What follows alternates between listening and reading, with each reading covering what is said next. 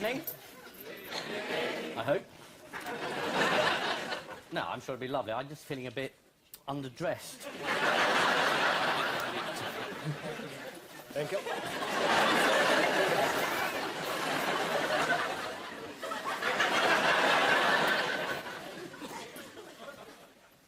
I suppose my attire is quite distinct from yours. Perhaps over the course of the evening, some of my accoutrements could make their way onto your body. I'll get you a set of horse brasses.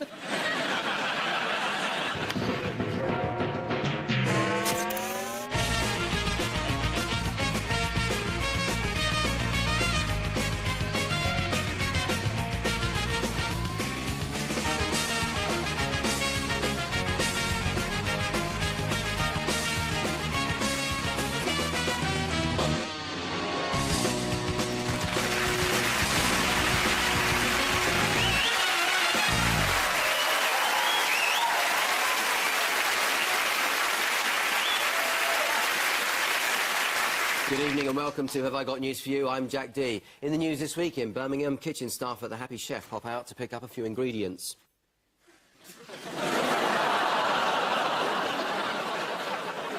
With the London Olympics less than 5 years away, Her Majesty the Queen begins to prepare for the opening day. And there's justice at last as Bernie Clifton is interned at Guantanamo Bay. On my right, a shameless womanising ex-drug addict and wildly flamboyant dresser, and his guest tonight, Russell Brand.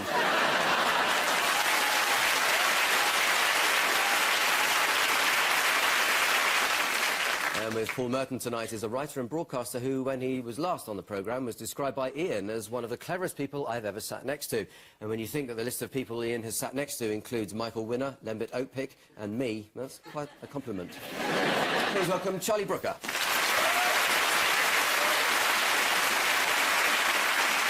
And we start with round one, Ian and Russell. Wendy Alexander, who's leader of Labour in Scotland, apart from him, obviously. That's a handshake he didn't want to do. I suppose I ought to commentate over these people. These people are in charge of us. That's what's happening. Watch out for them, they can tell us what to do. Democracy, isn't it? It is, absolutely. Though no one voted for Gordon. Specifically, what's been in the news regarding the Labour Party this week? There's been a lot of hullabaloo accepting money that they ought not never have had. Why, thank you, Mr. Fagin.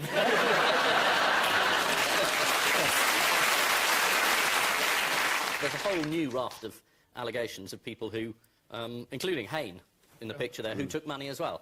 He's as bad as the rest of them. Well, it does look that way. It's beginning to. It is beginning to. That's why I don't trust any of them, then you won't be disappointed. I am being helpful, aren't I? Hugely. I'd rather have some sort of spiritual democracy based on love, but I don't know who would do the admin.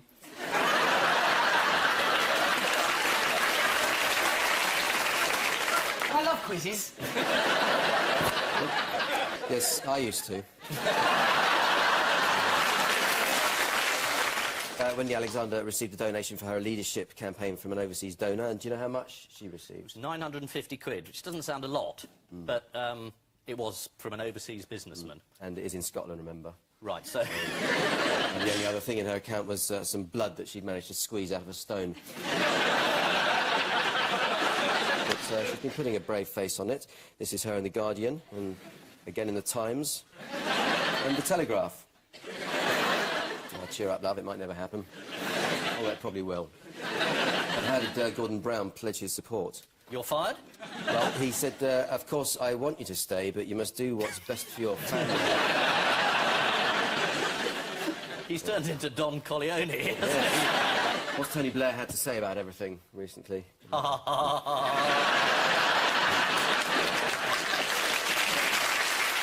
Anne Widdecombe planning to do? She's not coming on here again, she made that very clear. It's a tradition now, Russell. Is it? Yeah, once on, and then you write a piece saying, oh, no, it's all over. Oh, I like it here. I shall come back if you'd like, if you need anything tidying. This is my 5th time I'm doing it wrong.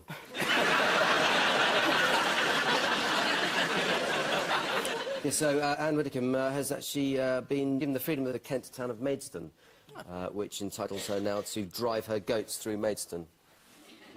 Lucky girl. What success can the government claim this week? Now you're talking. They got the release of the teddy bear teacher. Didn't she say she had a lovely time over there because she got to see the Sudanese countryside over the shoulders of people calling for her death? Takes all sorts, doesn't it? This is the ongoing crisis over donations to the Labour Party. Labour MPs were ordered to own up if they'd ever had a dodgy donor, at which point John Prescott confessed that he'd had one just the other night with extra chilli. David Cameron weighed into the debate, saying either the Labour Party is utterly dysfunctional or we are not being given the whole truth. Or C, both. It also emerged this week that the Tory party mistakenly sent a letter to a cat asking for funding. Obviously, there was no chance of the cat giving them any money, as it had already donated £10,000 to the Labour Party via next door's hamster. There was a great moment, though. They had a debate about political funding. And the government spokesman said the reason the taxpayer should pay for all political parties, we should pay for the parties, is because they just couldn't be trusted. I don't think they should get any money at all to fight elections. I think that, elections should be won on hearsay. I couldn't agree more. The money's all on posters. I mean, you know, the ones that say, not Flash Gordon. Yeah. It's not very good, is That it? shouldn't cost much, that. Because you just said that then. It's caught my eye, but I'm not prepared to pay. Oh. What if I'd said, Flush Gordon? Oh, hello, now I'm interested. The other big story... The other big political story of the week was, of course, the teddy bear crisis, which ended when teacher Gillian Gibbons received a pardon. With the teacher safely back home, the Sun moved on to the other big issue facing Sudan. No, not Darfur, the release of the teddy bear. Is that real? Well, it's as real as teddy bears can be, yes. The bear is being held at the Ministry of the Interior in Khartoum and, according to The Sun, will never see daylight again. Not that it ever has seen daylight, because they're buttons. They poked his eyes out and put in buttons. It's not his fault he was called Mohammed. Calling Charlie, here's yours.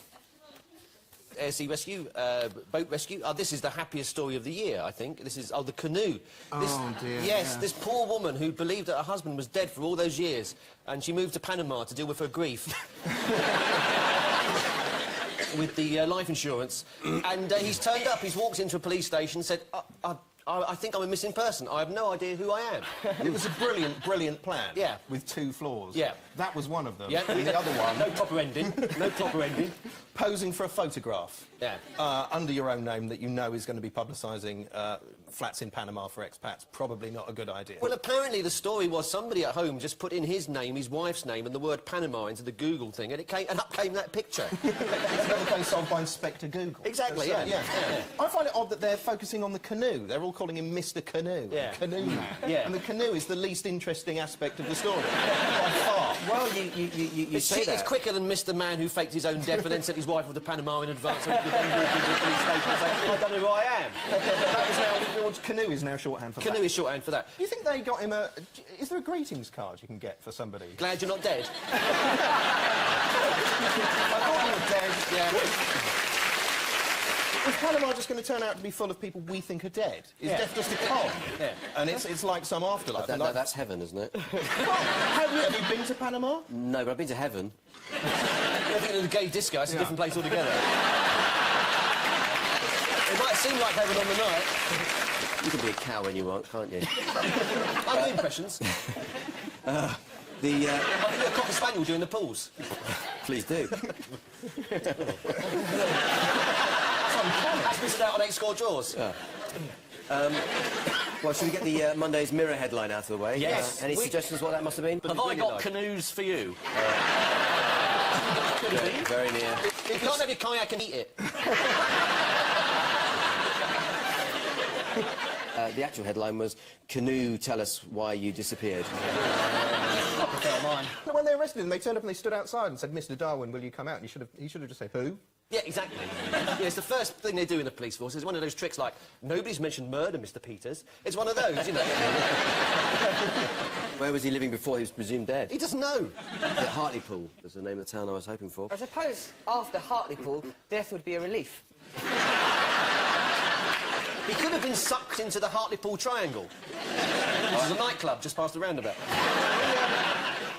I'd like to meet this bloke, because he's hatched a plan that can't possibly work. It would have been a coincidence if they had then met each other again and fallen in love. Yes. Even though he's claiming not to remember anything that happened before. Exactly. Although that would be an endorsement of the idea of love as a spontaneous thing. Yeah. But that would be difficult for us to believe, wouldn't it, as an audience? Well, unless she'd spent the insurance money on plastic surgery and he didn't know it was her. Oh, that's touching now. Yeah, that's good. Let's let him off. Yeah. Yes, his wife Anne moved to Panama 6 weeks ago, and do we have an extradition treaty with Panama? No. Yes. Well, we do. Yes. Well, So which of those answers are you going to go with? Yes, yes, Yeah. yes. Since when? Since 1907. Yeah. That's remarkable. Well done. Yes, it is. Something you feel strongly about? Yeah. So, how did Darwin's wife react when he turned up in London? Oh, what a surprise. She said, "I want to get back to see John as soon as possible, but first I need to address some issues with my visa. I also have to oversee the arrival of my furniture from the UK." And what emerged to make people start doubting her reaction? A small piece of evidence. It was it. The photo. She said she hadn't seen him, but she was staring ahead in the picture. Yeah, that's it. I think he's actually crept up behind her there as a joke. Her dead husband of 4 years has been hiding in the wardrobe, takes the photograph and then nips off again. Well, that's them bizarrely and stupidly buying some place in Panama, and that's the estate agent that they're posing with a photograph for. So that's not necessary to buy a house, is it? No. The estate agent don't go, and now for the snap. Meanwhile, Mr. Darwin's 80-year-old aunt has emerged. She said most of the family believe the trauma of nearly drowning in the canoe was enough to make him lose his memory, but I'm not so sure. To be honest, I don't believe he ever got his feet wet. Maybe, but he'll certainly be getting his arms wet when he comes round and holds you down in the bath. Had the auntie previously been presumed dead? No, she hasn't yet. On the whole, even the tabloids do tend to interview the living. Fair enough. No, good policy because of language. The dead, of course, they are somnolent and silent bunch. Except for them in Panama, who are very chatty and keen to pose with estate agents. Often their undoing. Have any of you felt like disappearing? Oh, I've actually made some inquiries into buying a canoe, and they're quite cheap, and yeah, I would actually be quite prepared to do that. Would you? Yeah. Do you know what you do, where you go? Yes, but I feel like, obviously, if I say on television where I'm going to go when I disappear, that will sort of rob my plan of one of its intrinsic qualities. I do feel sorry for him, though, because it's such a rubbish plan. It's like an episode of... It's like a really bad Columbo episode that would be over in 5 minutes. And it's a shame he's called Darwin, isn't it? It doesn't Yeah. say a lot for natural selection. Yeah, this is the Hartlepool man who has reappeared 5 years after disappearing in a canoe accident. John Darwin claims to have no memory of the past 5 years. In fact, the last thing he can remember is sitting down with his wife and having a conversation about how they could possibly clear all their debt. Having lost his memory several years ago, Mr. Darwin is now being filled in on what's happened while he was away. He was horrified to learn about the Iraq War, the polar ice caps melting, and worst of all, Noel Edmonds being back on television. And so to round 2, the picture spin quiz. Fingers on buzzers, teams. Ian and Russell. Well, Ian pressed it, so I don't see why I should be put under pressure. Oh, it's Dolly Parton. It's Dolly Parton. I knew you'd know. Yeah, she's lovely. I'm interested in her because of her physical qualities. Well, she's a woman. Yeah.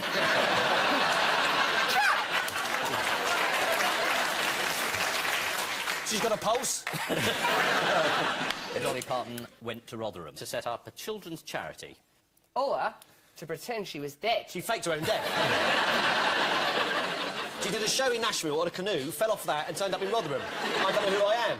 Were it not for this photo, she would have gotten away with it. Exactly. Anyone else know what it was? Charlie, Yes, I think you books. probably do. Books. Yeah. I just said what it was.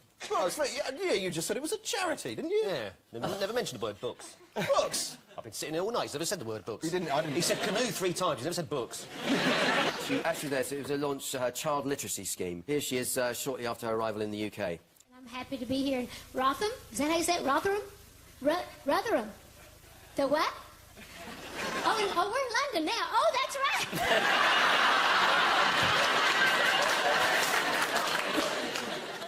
Why has Dolly Parton been recruited, though? Because there were no books in her house when she was young. She's the last person they should have, then. She'll be rubbish. I think she's made up for it since. Oh, certainly she has. She looks great. Which is the result of reading a lot. She read herself sexy. Can't be done. Just like AJP Taylor. He was an ugly cow when he started doing history, wasn't he? He was. Kept on reading, in the end he was a proper little bombshell. And why has the literacy scheme come at the right time for this country? We're now, I think, 17th in the world. You're quite right. Mathematically, we're great doing week. even better because we're 24th in the world. Yeah, we're... 1, 2, 1, 2. Well, that's a start, anyway. Well, according to research published this week, what surprising thing does a chimp possess? A brilliant memory. I think they've based that on the fact that no chimp has ever walked into a police station and said it can't remember where it was. It's a bit of a hollow victory, isn't it, for the monkeys to sort of win a memory contest and then get stuffed back in a cage, stare at them, throw peanuts. With the words, remember this. Terrible. Very cruel. Do you think we should let monkeys have a go at ruling the world, like in Planet of the Apes? For a couple of weeks? Might be interesting, yes. Yeah, let's do it. All right, let's have a vote. All those who'd like to be ruled by monkeys for 2 weeks, put up your hand.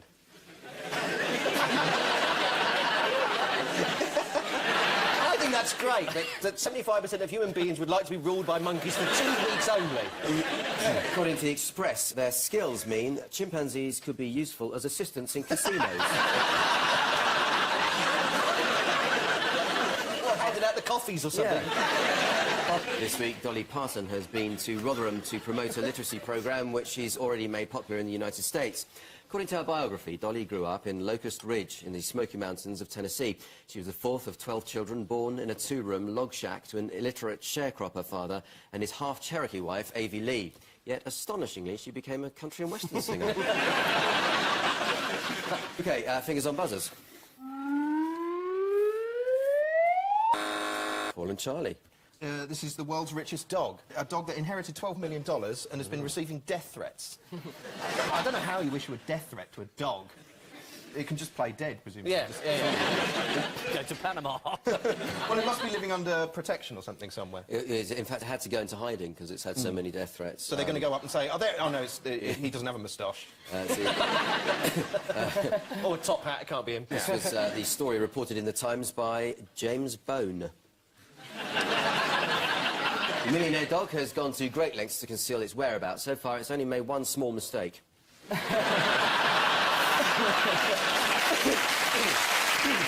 OK, fingers on buzzers again, teams.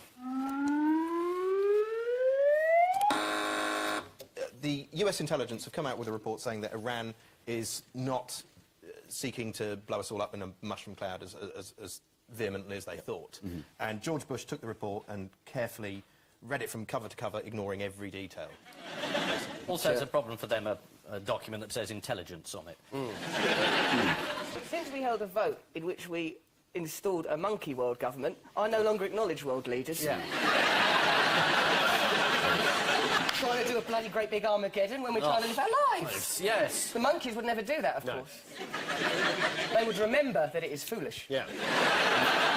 Let me know when you want to press this button. I'm more than happy to do it. Thank you, Russell. I shall ask That's you. what President Bush said when he was going And elsewhere in the world, a cryotherapy chamber was unveiled in Siberia this week. And what's it being used for? They've revived a goose that was frozen in 1956. It's not quite... 1957. Well, Duck. 48. 62. No, I have to take you... I think you're going down the wrong route there with Nothing to do different with dead birds being- Not really, no. Is Stalin coming back? They're No. not dead birds. The answer is that the temperature in the room is set at minus 110 degrees, and standing in it for just 30 seconds is thought to cure complaints such as arthritis. And here's BBC reporter Tim Hewell inside the tank. This is a very extreme form of the Siberian experience. Apparently this kind of pain is good for anyone even me. But thankfully, I've been told, at least on the first attempt, I shouldn't stay here more than 30 seconds. Let me out!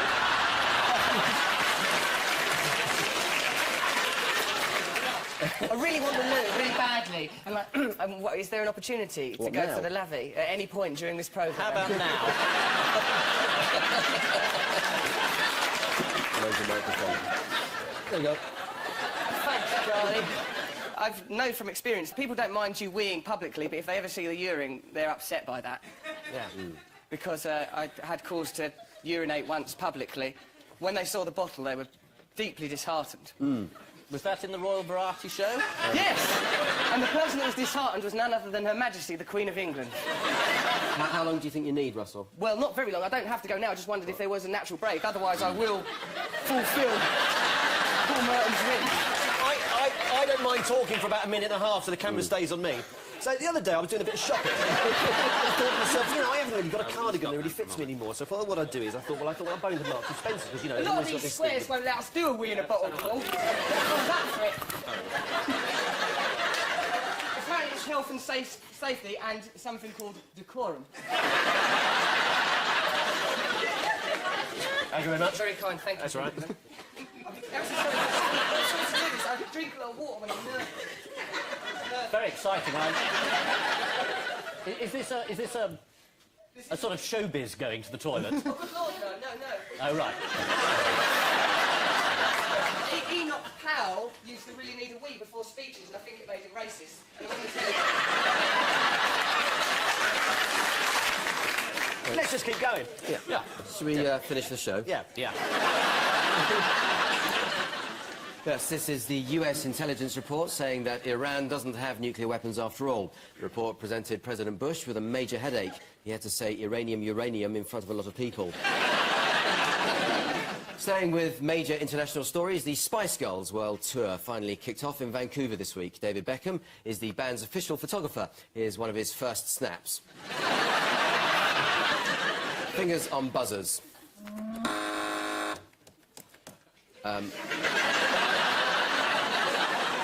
Paul and Charlie. This is the Turner Prize winner who disguised himself as a bear and walked around an empty art gallery and won the Turner Prize.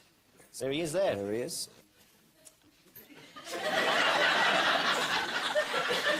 It's Mark Wallinger.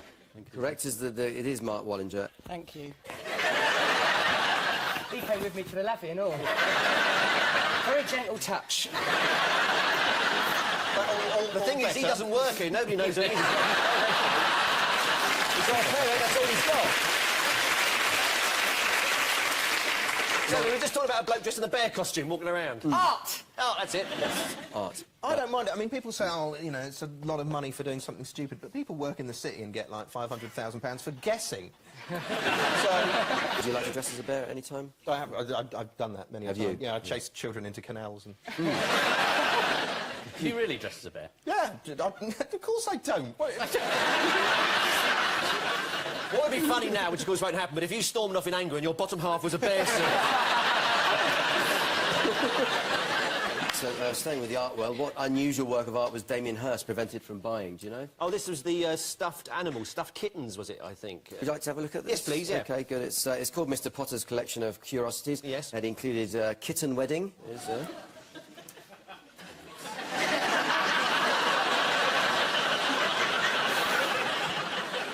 Oh, God. Rabbits Learn the Alphabet.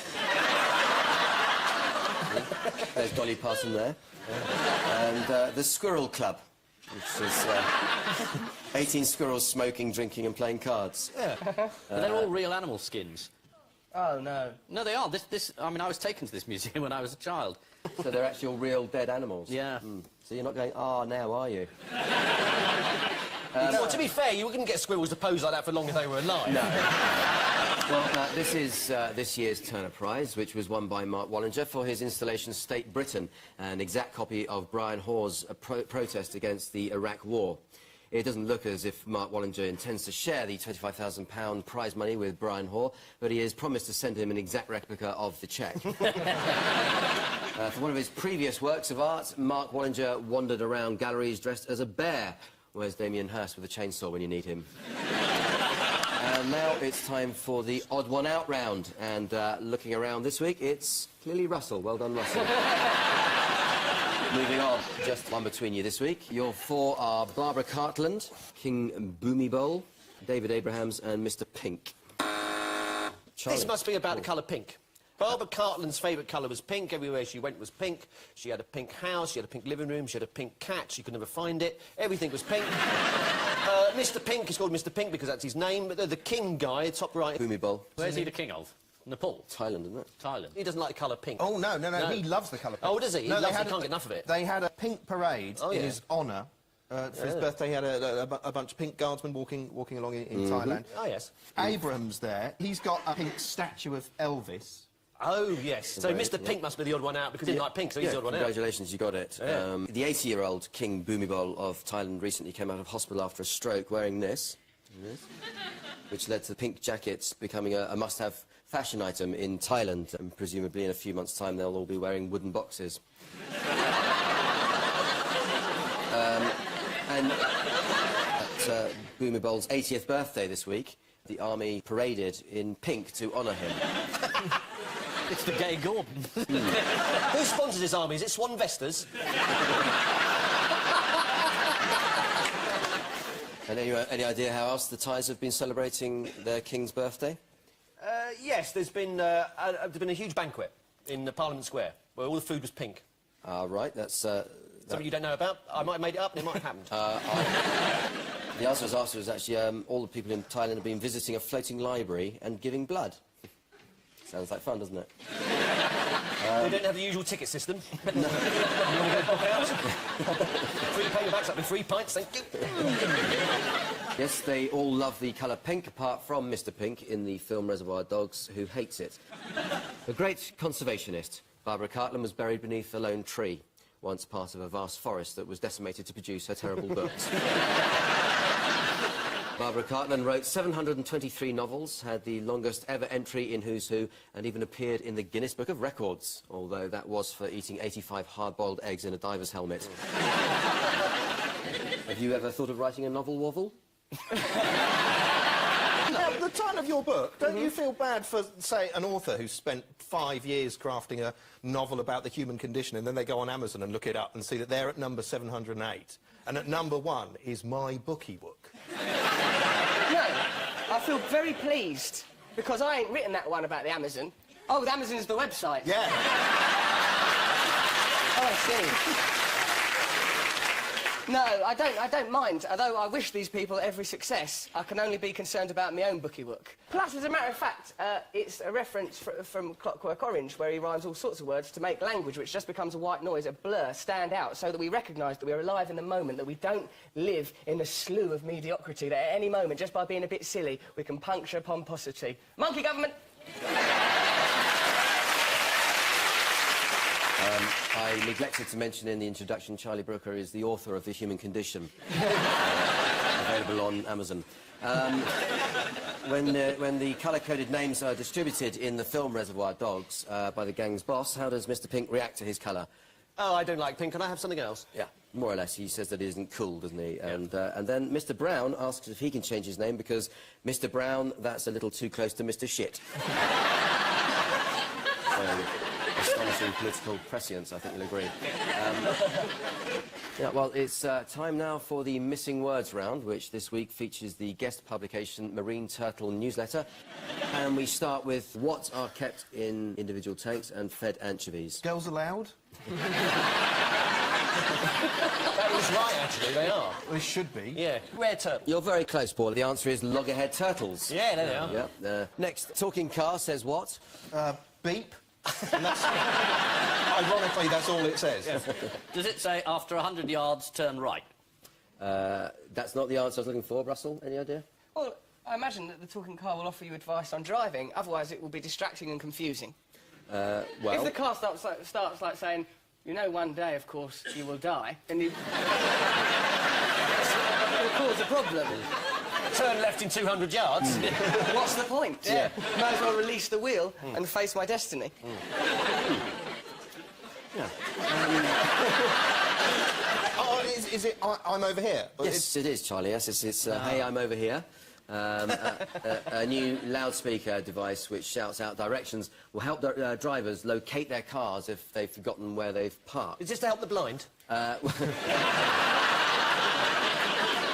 Next, farmers kiss goodbye to what? The missing word... Well, there's lots of missing words. All the words except for farmer, kiss, goodbye and two are all missing. Every single other word in the world is not there. Slug, bonjour, none of them words are there. And I want points. All right, you can have points, Russell. Thank you. On condition you come up with the correct answer. What an absurd paradigm. I won't play. Styles is the answer. Oh, yes, because disabled people can't get through kissing Styles. That's right. So they've got to be abolished. Disabled people have got to be abolished? Just because they can't kiss at a... What, the world's gone mad? Yeah, this government is really cracking down. We should never have elected them monkeys. No. Yes. Councils are under pressure to remove kissing gates, a scandal already being referred to as Gate.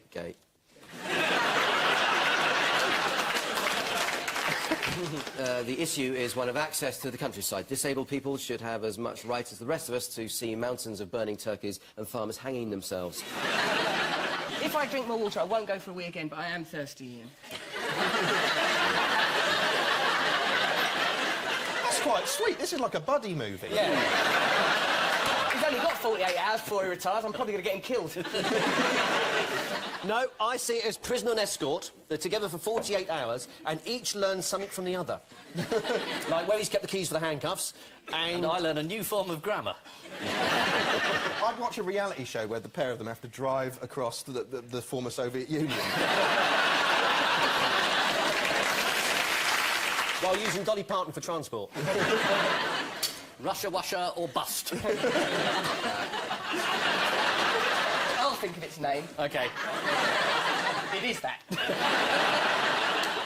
Next, turtles drive cars what? Surprisingly well. To Newport and back.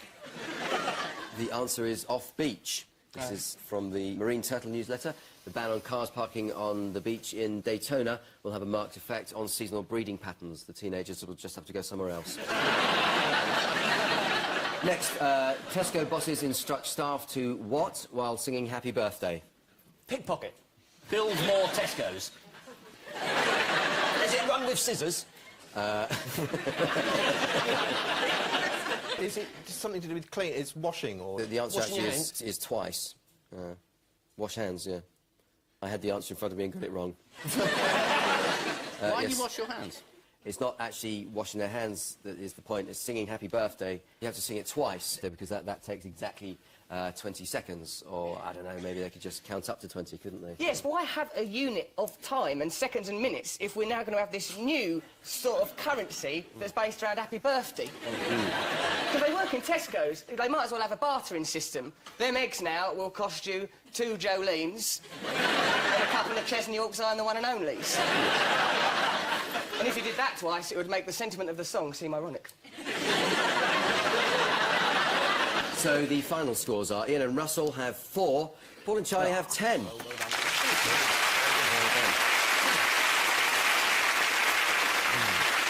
But before we go, there's just time for the caption competition. Ian and Russell, you have this. Bin and coffin think that ultimately they are the same because they both contain refuse. Though one is the refuse of a life and others is just other rubbish and that. I suppose, if I'm honest, I was hoping for something more succinct than that. Sorry, I know what this caption is. Norman Tebbit, surprised by sunrise. And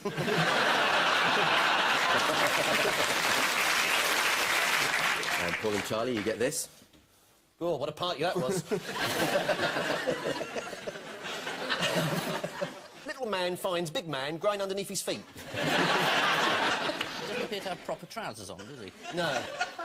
It's probably quite hard to get them in his size. You can't get your trousers on because that bloke's holding him underneath. He'd have to get the trousers over his head and then up his legs and he goes on the road.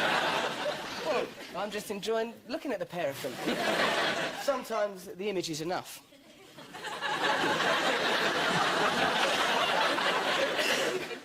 So often when Russell says something, one wants to say how very true that is.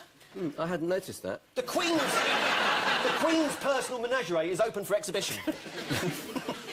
She keeps those 2 in Balmoral, just for a laugh when somebody comes to visit her. You may have seen a lot of things in your life, but have a look at these 2. On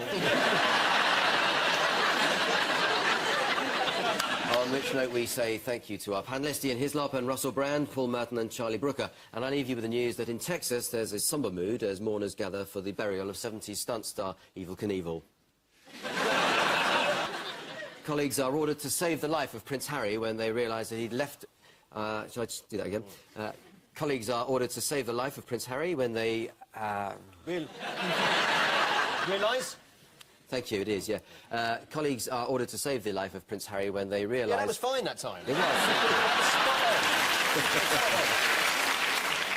We can keep that one. It's just very hard to remember all this script. Yeah. Colleagues are ordered to save the life of Prince Harry when they realise he's leapt from the plane without his parachute. And as Bill Oddie prepares to make love to his wife out in the garden, the animals are all set to get their own back. Good night.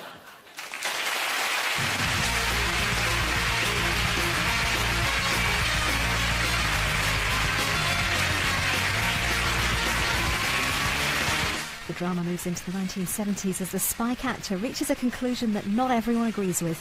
The hunt for the Soviet mole draws to a close in the powerful climax of The Company. That's next here on BBC Two. And Jack Dee is going to be back on BBC Two in Lead Balloon this Thursday at 9:30.